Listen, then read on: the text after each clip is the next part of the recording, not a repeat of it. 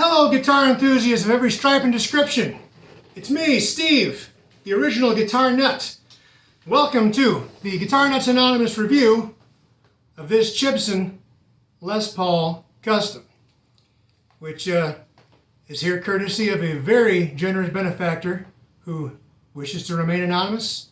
You know who you are. You know how much it means to me. And yeah, this is great. So, I unboxed this last time around for y'all and told you I'd restring it, set it up, put a little relief in the neck, oil the fingerboard, all the things that I would normally do with any brand new guitar, especially brand new guitar coming from China. So where do we start here? Well, the weight. This comes in at just shy of 9 pounds. Pretty much accurate for a Les Paul, depending on the, age and the time period when it was produced. Turns out that this is in fact an all mahogany body. A one-piece all mahogany body, if you can imagine that. Even more surprising, this is a one-piece all mahogany neck. Kind of floored, to be honest. But it gets even more hard to believe. I know very little about grades or qualities of wood, but this is actually ebony on this fingerboard. How? I have no idea. But I took the strings off, cleaned the fingerboard, oiled the fingerboard. This is indeed ebony. Unbelievable. Now keep in mind again, this is $149 on Aliexpress, and I will share the name of the seller. Although do keep in mind, this isn't necessarily indicative of what you're going to get if you order one. I can't vouch for everything that they have. I don't know if that seller only works with one manufacturer. Maybe they get their items from multiple builders. I really don't know. So if you're buying one of these, you're definitely taking a shot. You're rolling the dice. Also, one thing that these guys didn't do that I've seen done before is they didn't cover this Gibson logo when they shipped it. Most of the time these days they're covering it with some sort of a decal that says something else, sunshine or whatever, to help it get past, customs. Apparently this one didn't get inspected by customs because it got here really quickly. It took less than 3 weeks from the time that he ordered it till the time it showed up here. And yeah, they, clearly didn't see it or they would have impounded it, I'm sure. Anyway, back to what it is, okay? As I mentioned before, this is all basically Epiphone quality hardware and pickups. I did take the neck pickup out and look. It does have sort of a standard short neck tenon, and it doesn't have a separate top. The pickups are unmarked on the bottoms. They don't say Epiphone or anything. I've heard some do, some Chibsons do. These fake Glucin tuners, they're not great, but they do the job. I see no reason to change them. That could change in the future, but and that as of right now. So I put on fresh strings, 10s, set the action up. It's actually right at the very minimum height that I can tolerate. I can't handle too low of an action because I'm a bit ham-handed, and I learned how to play guitar, from watching other people and reading articles in magazines. And one of the articles I used to read was Hot Licks in Guitar Player magazine, and what was the cat's name? Arlen Roth? I remember always seeing how he talked about having your action high enough that you could bend your G string and your finger would lightly slide underneath your D string.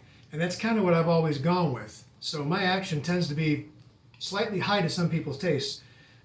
This is actually a bit lower than I would probably go with, but I was trying to prove a point that there are no high frets, nothing out of place, which is absolutely true.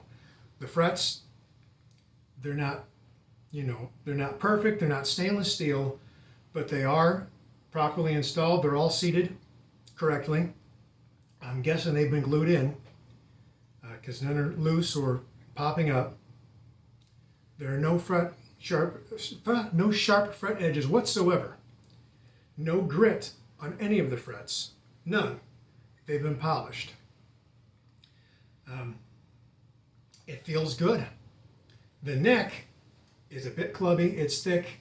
It's, as I mentioned before in the unboxing video, if you've ever played an R8, which is a 58 reissue, it feels kind of like that. It's a big neck, not uncomfortably big, just bigger than what I'm accustomed to. Something to know. The finish, I mean, it's not impeccable, but it's way better than I would have anticipated given the price and what it is. And what it is, okay, we'll cut right to it. It's a counterfeit. It's a knockoff. It's a fake Gibson. And it will never be sold as a Gibson because I will make sure to get out my wood burning iron and emboss a big fake on the back of the headstock. Not that I intend to get rid of it anyway, but I mean, I won't live forever, right? But yeah, all things considered, what would I say the quality of this is? It has to be every bit as good as the new Epiphones that are coming out that are selling for between $700 and $900. And that's just a fact. Even more to the point, I've played a couple of those. Like I played one of the 1959 reissue Les Paul standards from Epiphone, and the frets weren't this good. Had sharp fret ends. And $150, $45 shipping apparently, according to the stamps on the box. And yeah, they actually used stamps this time. They didn't use a label. Yeah, I have no complaints to make. I looked inside. It, of course, has the tiny dime-sized pots.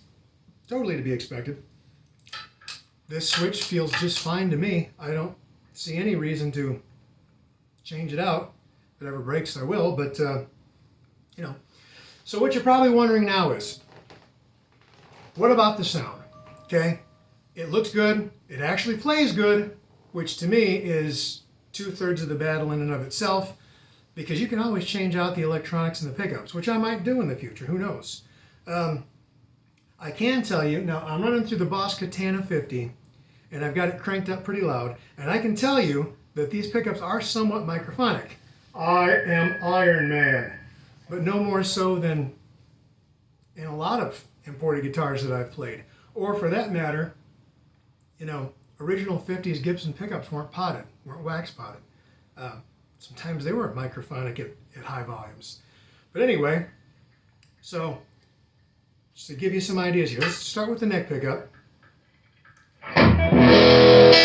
And we'll just start right off with a dirty sound, because let's face it, you're not probably buying a Les Paul so that you can play clean jazz and whatever else. So let's just start right off with this.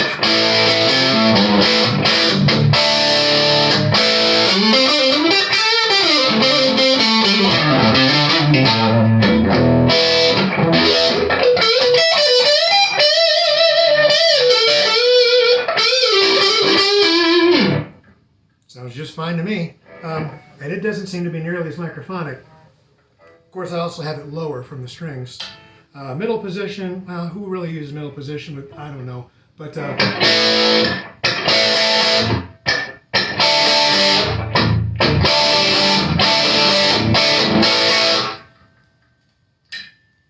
lead position, this is what you want to know about, right?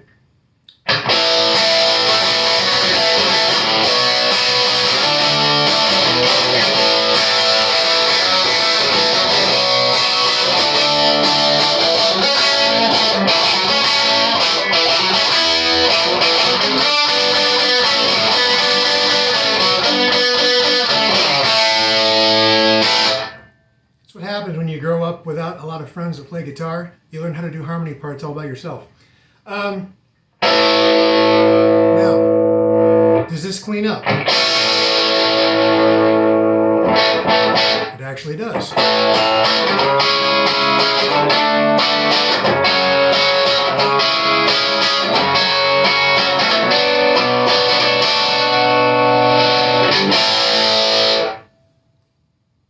Do these these pickups sound fantastic. Am I going to run right out and try to put these in all my guitars? No.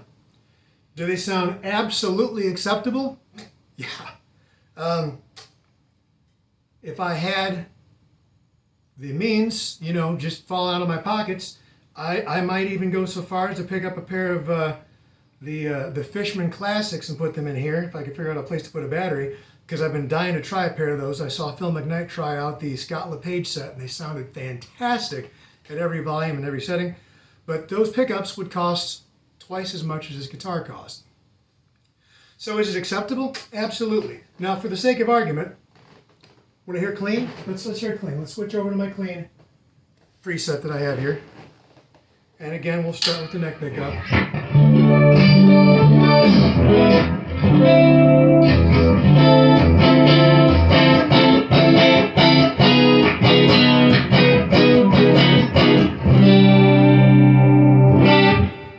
Middle position, which can actually be quite nice with cleans. And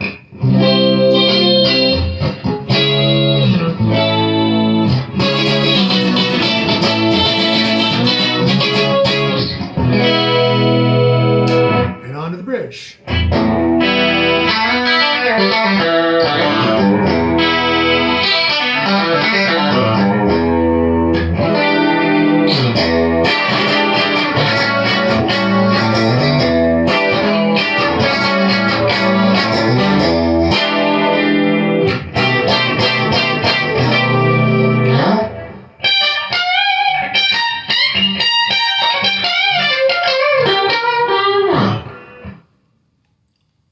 What can I say? Is this good enough to gig with? It must be, because I intend to use it on my next gig with Ray Gun. Yeah, I have no complaints. I probably will do what I did with my supposed Jeff Beck Les Paul knockoff. I made a, well, it's not up here at the moment, or I'd show you. With my label maker, I made a little itty bitty label that I stuck right above the Gibson logo that says, "Not a real Gibson." Probably do something similar with this just for fun. Because I've got a sense of humor. Hopefully you have a sense of humor and you're not going to pitch a gargantuan bitch at me about the murky morality of owning things like this and purchasing things like this and things like this existing. It is what it is. They're not going away. And let's be honest, it's not hurting Gibson. If you're buying this, you're not buying a Gibson. Or you already own Gibsons and you're buying one of these out of curiosity, which is how I wound up with one the first time. Yeah, all things considered, if I knew for a fact that everybody that ordered a guitar from this particular seller was going to get this quality, I would give it my wholehearted endorsement in a heartbeat. It's that good. But I can't guarantee it. I have no way of knowing. So, there you go. This has been